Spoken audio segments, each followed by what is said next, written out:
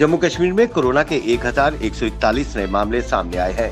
वहीं दूसरी तरफ 1365 लोगों ने कोरोना वायरस को पिछले 24 घंटे में मात दी और स्वस्थ हुए।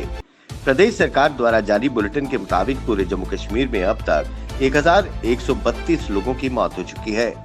वहीं प्रदेश में सबसे ज्यादा प्रभावित जिला जम्मू रहा, जहां कोरोना के 324 नए मामले सामने आए हैं।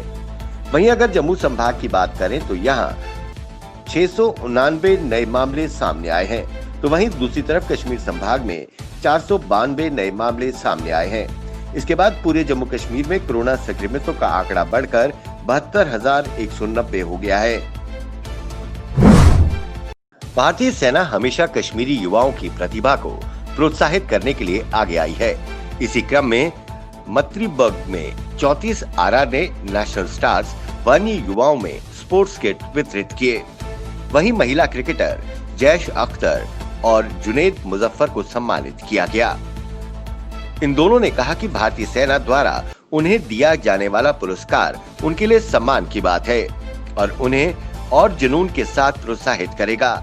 वहीं 34 आरआर के 2IC कुलभूषण ने कहा कि शोपियां के युवाओं में बहुत प्रतिभा है। हम चाहते हैं कि ये युवा राज्य स्तर पर भी अपनी प्रतिभा का प्रदर्शन करें।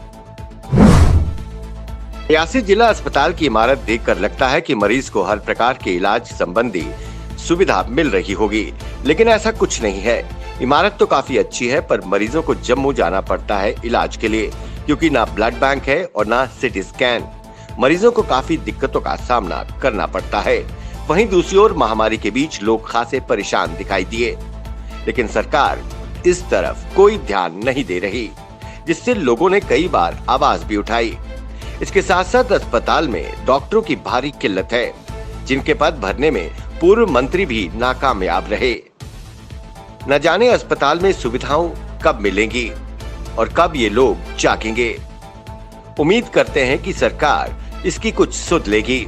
अब देखना होगा कि सरकार कितनी जल्दी जिला अस्पताल में जिला अस्पताल जैसी सुविधाएं पहुंचाते हैं और लोगों को कितना इसका लाभ पहुंचता है।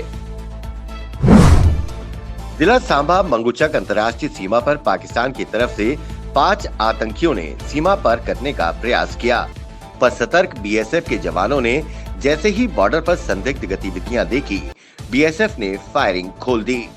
फायरिंग की वजह से सब के सब 5 आतंकवादी वापस पाकिस्तान भाग निकले। ऐसी ही स्थिति हीरानगर सेक्टर में भी दिखी, जहां गांव करोल और मथुरिया क्षेत्र में पाकिस्तानी गोलाबारी में 3 घरों को खासा नुकसान पहुंचा है। चीन के साथ जारी सीमा विवाद के बीच भारतीय सेना ने LAC पर लद्दाख के चुमार डेपचोक क्षेत्र में टैंक और पैदल सेना के वाहनों को तैनात किया है। सेना ने BMP-2 इन्फेंट्री कॉम्बैट व्हीकल के साथ T-90 और T-72 टैंक्स की तैनाती की है। इन टैंकों की खासियत यह है कि इन्हें -40 डिग्री सेल्सियस तक के तापमान में संचालित किया जा सकता है।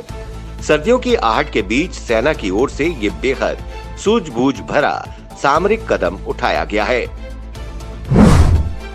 LAC पर चीन के खिलाफ अपनी तैयारियों को और मजबूत करने के लिए भारत ने एक और बड़ा कदम उठाया है। सरकार ने देश के उत्तरी और पूर्वी सीमाओं पर 6 पिनाका रॉकेट रेजिमेंट बनाने का फैसला किया है।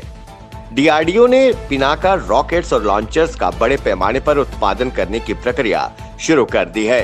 पिनाका लंबी दूरी तक मार करने के लिए free flight artillery rocket system है, जिसकी रेंज 37.5 किलोमीटर है।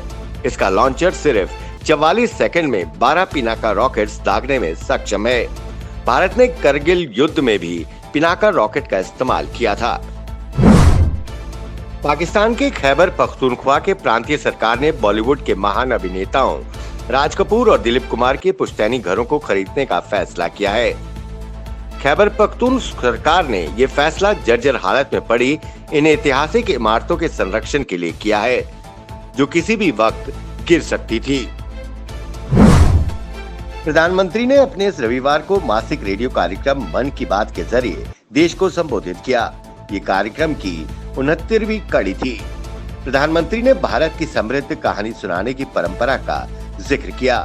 उन्होंने कृषि विधेयकों का जिक्र करते हुए कहा कि अब किसान अपनी फल सब्जियों को कहीं पर भी किसी को भी बेचने की ताकत मिल गई है।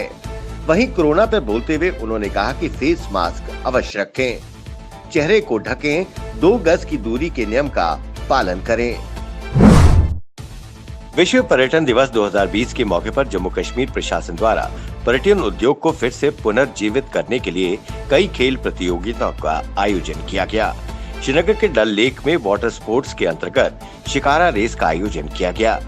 वहीं निसार अहमद वानी, डायरेक्टर टूरिज्म, ने कहा कि हम श्रीनगर, गुलमर्ग जैसे विभिन्न पर्यटन स्थलों पर खेल प्रतियोगिताएं और सांस्कृतिक कार्यक्रम का आयोजन करेंगे। उन्होंने कहा कि प्रशासन आने वाले दिनों में पर्यटन को बढ़ावा देने के लिए विभिन्न स्तर पर कार्यक्रमों का आयोजन करेगा।